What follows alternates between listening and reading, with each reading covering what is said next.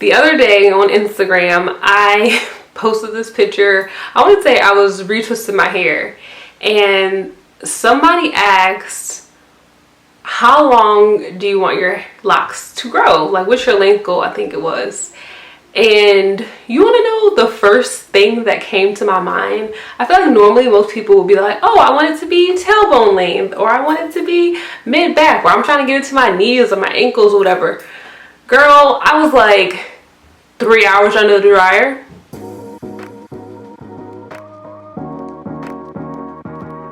And so today I want to talk to you about the best ways to dry your locks, what that looks like, and I am honestly just proud of you for even being curious about how to dry your locks, because honestly, it is one of those things that a lot of people overlook, like the importance or the power really of properly drying your locks and how much benefit you get when you do properly do that. So we're going to talk about all that today. One of the first things I want to acknowledge though is what benefits you get from properly drying your locks. And that goes hand in hand with one of the most common issues people have with locks, them unraveling, like coming apart, or the frizz at the roots and it not staying neat as long as you want. Let me tell you a secret. You have to sit under the dryer.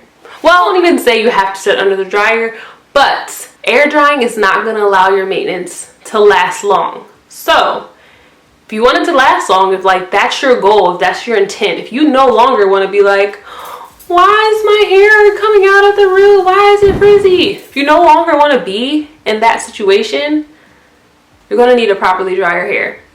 And the other thing is, if you have been experiencing flattening of your locks, which is really common, especially if you're trying to cultivate thicker locks, not drying your hair properly will definitely result in flat locks. I did a video a while ago, and if I didn't do a video, I thought about doing a video, but I know I definitely wrote a blog post, and I'll link it down below. But in that article, I don't know for sure, I don't know if it was a video, but in the article for sure, I spoke about how when we air dry our hair and like it feels dry to the touch, that is really like the surface of the water that may be in our hair. But we forget to consider how much water may be at the core or the center of your lock, and the core wetness, when you lay on it, it's naturally just going to turn flat. So if you don't want that, if you don't want your locks to be flat, if you want your retwists to last longer, and the other thing is mildew or mold or odor or whatever you want to call it. It's more common in certain hair types, but it can happen. And prolonged air drying coupled with thicker hair, longer hair, or covering up wet hair will just put you in a situation of mold and mildew. And nobody wants their hair to smell like an old towel. I know I don't. So let's talk about how to properly dry your locks. I would say naturally one of the things that we have at home to dry our hair, or that is like readily available, is a handheld dryer, right? Everyone has a handheld dryer. I feel like it's compact, it's easy to use. They're affordable, like handheld dryer. However, and I spoke about this in an article, but I feel like I should probably do a video, but the article was about unhealthy hair habits. And one of those unhealthy hair habits is using this handheld dryer. I know, right? Like, it's so many things you probably never considered, but using that handheld dryer, specifically with that nozzle or that, like, it's almost like a duck bill like attachment, is damaging because that airflow, that heat is so concentrated to what you're trying to dry. So instead, if you have a handheld dryer, that's what you like to use to dry your hair, instead of using the little duckbill thing, get you a diffuser which diffuses or spreads out, equally distributes,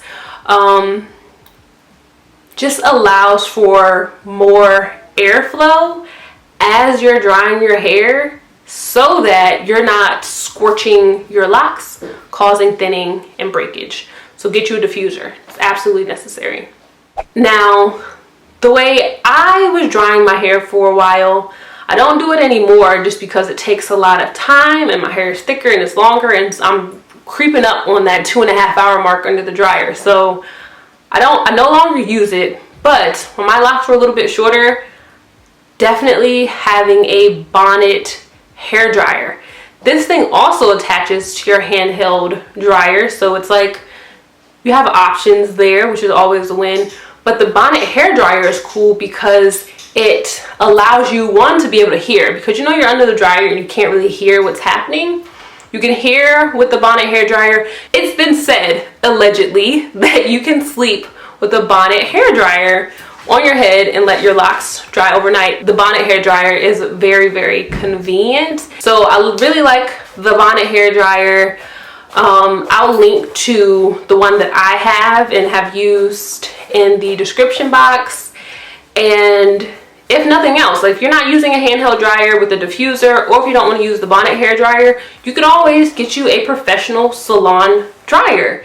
Here's the thing though, with the salon dryer, you can adjust the temperature. So if you feel like it's scorching your scalp, or if you're sensitive to the temperature, you can just turn it down, which is not, it's not the same with other just basic dryers. So adjust the temperature.